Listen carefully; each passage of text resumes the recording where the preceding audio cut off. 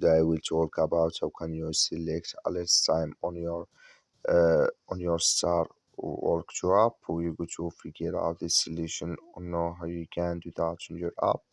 So you just follow this ways, then it's going to work with you. So all you have to do, you just go down here, you click on this sign here down, then it's going to show for you like this. Then you click here on settings, you come to next CPR, sorry, you click here on, when you click here on settings here, it's going to show for you like this here. Yeah, you go up, it's going to show for you like this. You click here on notifications, you come to this list, and you click here on alert.